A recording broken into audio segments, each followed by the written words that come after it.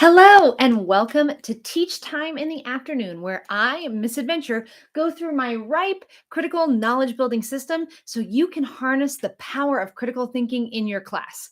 Because you're already doing it as a teacher and you're cultivating critical learning as much as you can, but this system is here to make you create more space for those questions that matter most, namely the question why. When we're presenting lessons to our students, this is the question that is at the top of their brains. Why are we learning this? What is this knowledge for? What's the point? Why is the ultimate question, and it's what school is all about. So the right critical knowledge building system is here to help you infuse why into your daily academic discussions. So today, we're going to be talking about problematize, examining this knowledge for weakness. Whatever lesson you're presenting, you recognize many things about it, including up here I have Problematize number 2, which says we're learning a lesson shaped by human needs and weaknesses. This is a fascinating realm of knowledge to explore with your students.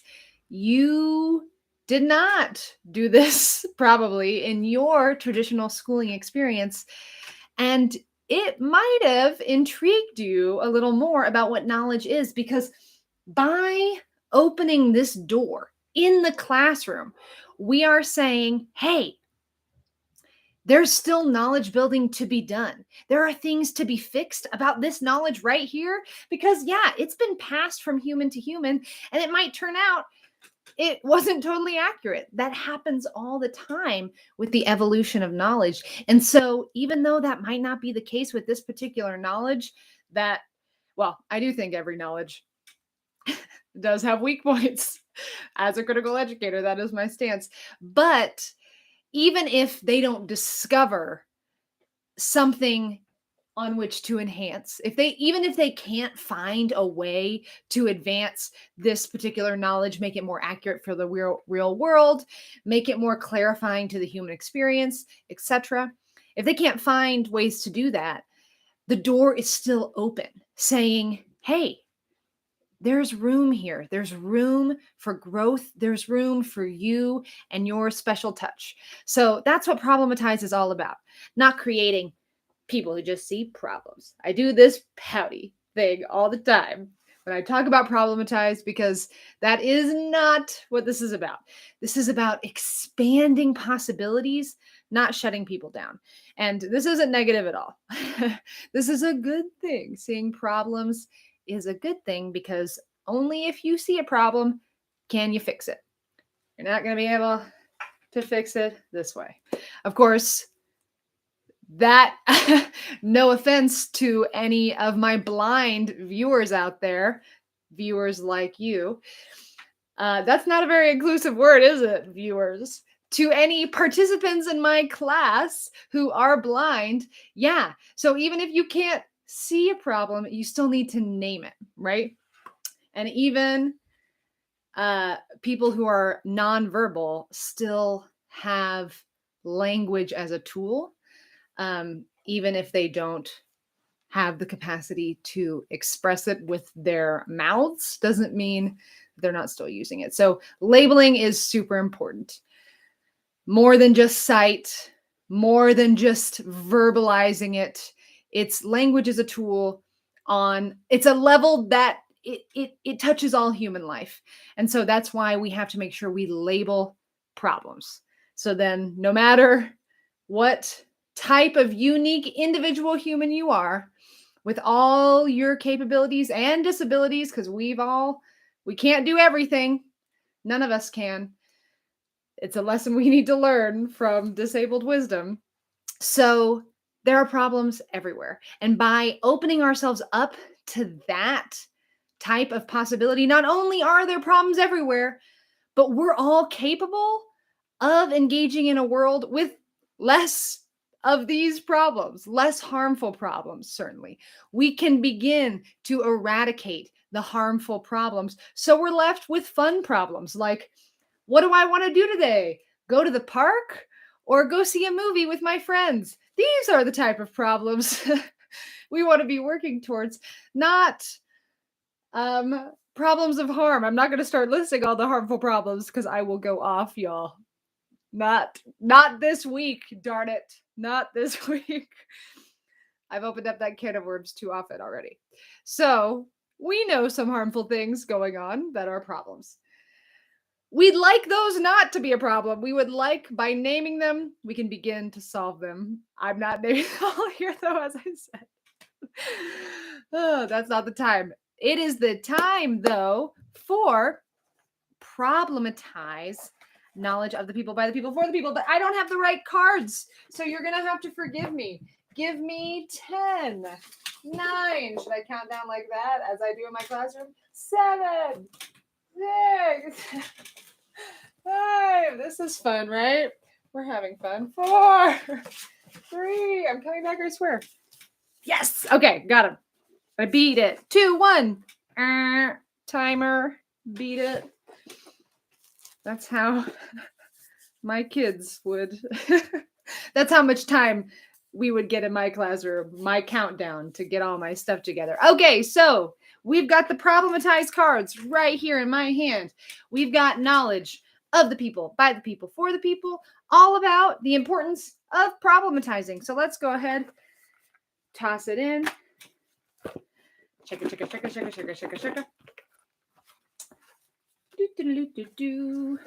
See what we got. Okay.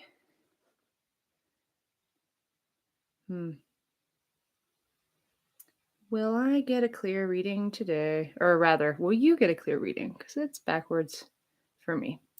Okay. Well, I tried. Today's not that day. Sometimes I swear it like zooms in and is like, oh yeah, nice and crisp.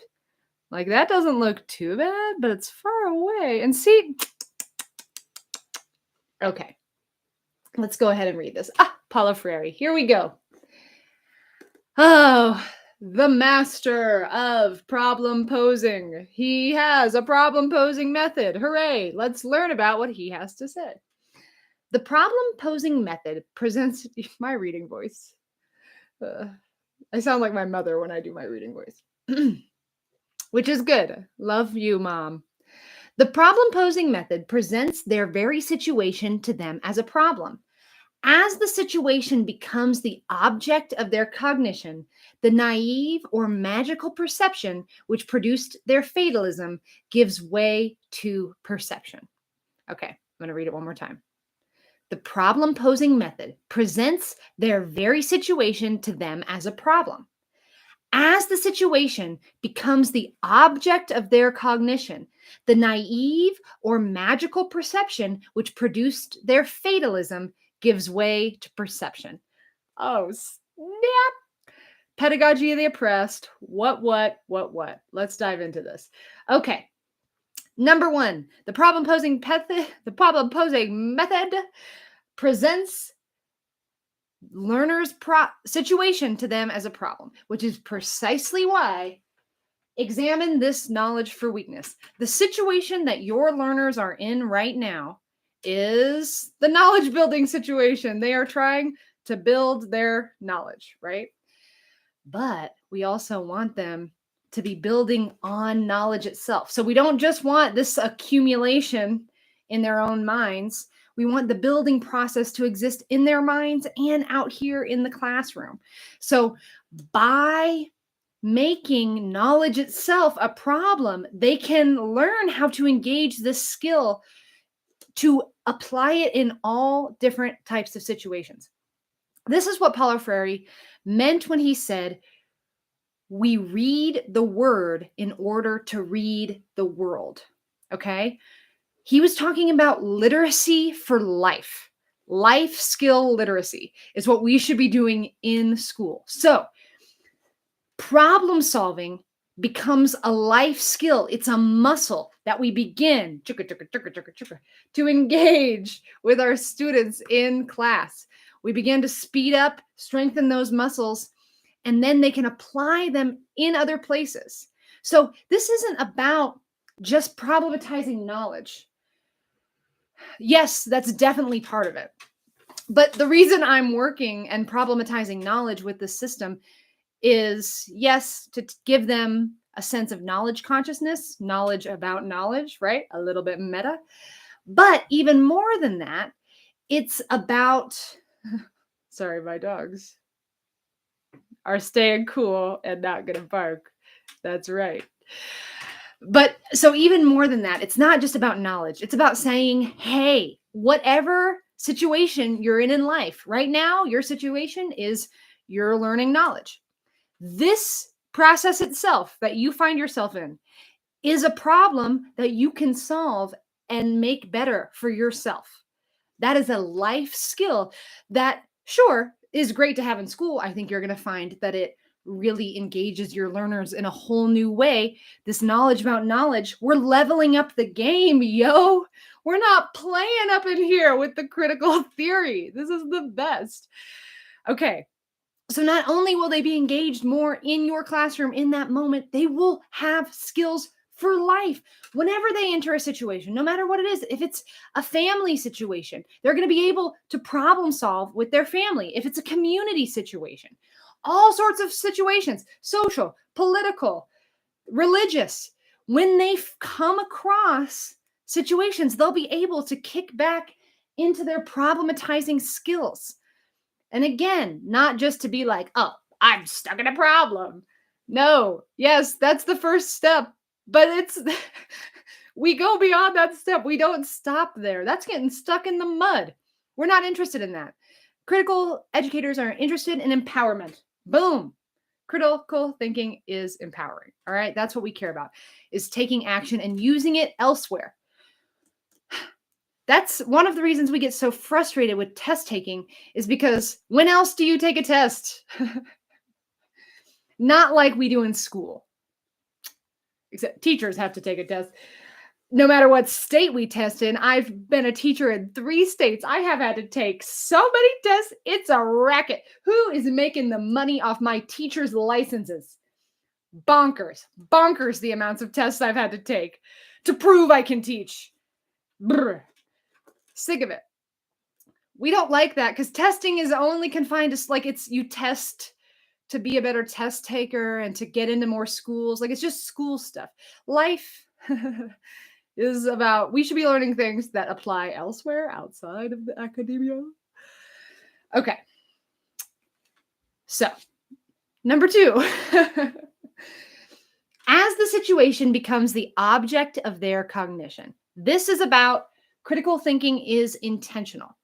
We are setting our intention. We are directing our mental attention toward this phenomenon that previously we had just been living in. But when we take a critical pause, when we stop, freeze, okay, what's happening in the classroom right now? What are we doing? You pause it like a video game, okay? Beep. What are we doing? Now we can level up and say, okay, let me objectify myself in a different way. What's this about? What's this moment in history that you and I are living in as students and teachers in this room? What's this all about? What are we doing this for? Man, is that going to energize your kids and get them way more engaged in what you're doing and actually prepare them for life. This is what John Dewey said. I'm going to butcher it, but essentially, you can't teach people to swim outside water. Like, you need to be engaging in the water to teach them to swim. We need to be treating situations that they find themselves in as problems. So when they come across other situations, and teach them how to freeze and pause, and what strategies can I use to problem solve in this situation? What tools do I have in my toolkit to help me here? I'd say they have these critical thinking tools. They have these colors of critical dimensions that they know they can engage and shift gears into their different elements of thinking to bring colorful palette to their life. Okay, so that is what it means by making it the object of their cognition. Okay, the last part. Oh boy, here we go. It's the best part. So when they do that, when they put their attention toward this phenomenon that had been previously not invisible, they were just submerged in it. They were living it until we paused. So, the naive or magical perception which produced their fatalism gives way to perception. Okay, so life is a moving train. Howard Zinn says that. You can't be neutral on a moving train. Life is in motion.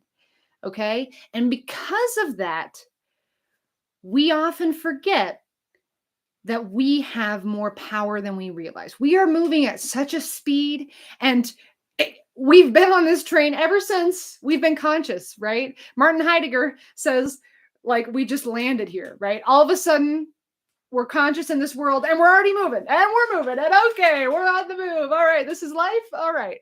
So that is kind of what it feels like to be a human, okay? And there's this great, massive power that's been this trajectory. You can feel it like, oh man, okay, this world's been in motion long before me. It's pushing me along every day. There's great power in that phenomenon, which I'm now labeling, which now means you can start thinking about it in a new way. It can become maybe not a problem, but an object of cognition, as he says. Start thinking about that phenomenon as a new object, a new thing, a new labeled piece of information you have now. It's not just lost. You've always known that. You've always felt what I just said. Maybe you've named it in your own way before, but even if you haven't, you can be like, oh yeah, no, I recognize that, because the same thing happened to me. I didn't make it up. I just listed like 3 different people who said it before me. So, and those are just white men. So there are other people. Drop in the comments below some ladies, some queer folks, some people of color who've said the same thing. Put it down below. I will put it into my knowledge of the people, by the people, for the people. I want your input. We need more colors in my colors of critical. Help me widen this great tradition that is a little too white and male. Okay, I'm shaking it up a little bit, right? Just a little bit. Okay. So because of this great force, which yes, undeniably is a great force that has been moving you your whole life, a force which you should revere. When you pause and begin to look at this moving train, you can say, wait, I have more power. I can walk around on this train. Y'all, it's like, kind of the opposite, but how, like, of course, humans throughout time have not known the speed at which the Earth is catapulting through the universe, right? Like, shouldn't we be strapped into like rocket seatbelts? We're going really fast, which of course we can't feel, but it is the reality. That's kind of the opposite of what I'm talking about, okay? So we've been feeling great speeds, right? But when you learn this fact, instead of making you dizzy, like learning how fast we're catapulting through space makes you like, oh my God, should I sit down? Like, oh man, am I falling over? Like, do I need new shoes? Gravity holding on. That makes it shifts your world a little bit. It speeds it up. But instead of speeding it up this time, I want to give you a new fact that slows it down. Slow motion. You're going to have more time to think if you can see yourself in slow motion. So this is about pausing that crazy speed, okay? And slowing it down and saying, okay, that is true. I am catapulting through time and space and history and life. My God, these forces are carrying me. The forces of the human condition are pushing me forward. I am living this life, whether I like it or not. This is what I am fated with. There's that force is magical in a sense, right? Like, it's so incomprehensibly powerful. We cannot wrap our heads around. It's like trying to comprehend how fast we're catapulting through space. That is how fast life is pushing you with the same force, with the same trajectory. Okay? That's what's happening. And it does feel magical. Us flying through space feels like that feels unreal. It feels bizarrely, we don't have the skills to deal with it. We're a little naive, right? We can't, our minds are naive to comprehend that great amount of speed. In the same way, but we can, right? We can start chipping away at that. I bet you there are lots of scientists who've spent more time with that fact. And because they've directed their intention towards it, it's less of a terrifying fact. They have a firmer grasp on it, not because they're smarter than me, not because they're better than me, but because they've spent time making it an object of their cognition. In the same way, let's make this phenomenon of us flying through time also an object of our cognition, which now, okay, now we can spend some time with it. If we slow down and pause and say, okay, that is true. I am flying through space, but what can I do? Let's act as if I can go in slow motion. What can I do in this moment right here, right now? What powers do I have? And as we've talked about on, what is it, Wednesday mornings, we talk about consequences. I have talked about in the same way, your own power is as incomprehensible to you as hurtling a million miles. I don't know what it is, a million miles through space. You have that force of power in you. Okay. You can't even comprehend the amount of impact you could possibly make. Okay. You are that force, my friend. You are that force. So it is happening to you. Yes. But man, you have the power to do stuff on that moving train. Okay. You can get up, you can move around. You don't just have to sit there and take life as it flings you through time. Okay. This is your life. Get up out of that seat, walk around. There's plenty of stuff to do on the train. Okay. It's not some magical Polar Express train that, oh my gosh, oh wow. This is, you get lost in it. Okay. That's too much reverence. If you have too much rose-colored glasses, you'll just sit back and enjoy everything. No. We got stuff to do on this train, okay? We don't have time for the magical mindset, okay? We have to look at this critically and say, yes, we're speeding at incomprehensible speeds through time, but you can do stuff. This isn't some Polar Express train or Hogwarts level train. We're all on this train together, and people have been writing and studying this train of life for a really long time. And together we can start to treat our experience less as magical and more as things we can actually do something about. Because yes, the magic means there's like mystery and wonder. Sure. I'm all about keeping the mystery and wonder, my friend. That's what reference is all about. Come back on Mondays. No, Tuesdays. Still getting the schedule done. Come back on Tuesdays for that. I'm all about keeping wonder. This is about eliminating fantasy. Okay? This is about stopping treating things as myth. Okay? Treating them as they are. Yeah, this is a moving train, but you can get up and do stuff. Okay? This isn't magical. You can stop a lot. You can change. You have a lot of power on this train. Okay. So the issue with thinking things are magical, is it leads you to a fatalism. Okay. If something's magical, if something is fantastical and it's such a grand power that, yeah, you're in the complete awe of it. And it's been, as you talked about, pushing you along. It's wow, so hard to comprehend. But if it becomes too magical, you won't even try to comprehend it. So then you close it off and say, it's just fantastical to try and think I can do anything about life's just moving on. Oh, well, I just have to keep going exactly the way I've always been going because that's life. No, you've shut down a problem that you could solve if it hadn't been fantasy.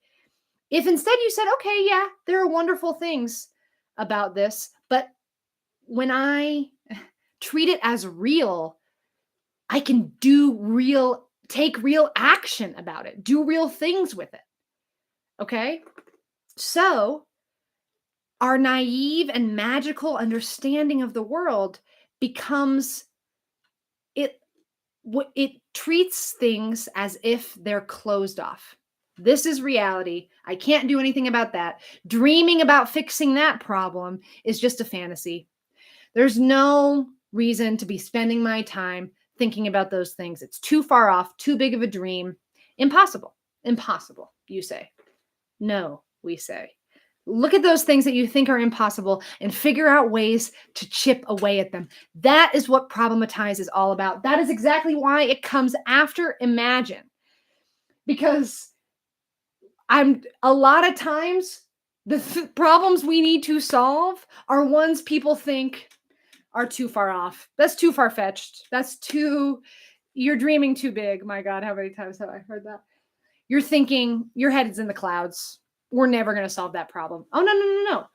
If you see problems like that, if you're hearing that type of language, boy, oh boy, do you need the Problematize skills. Boy, that's what this is all about.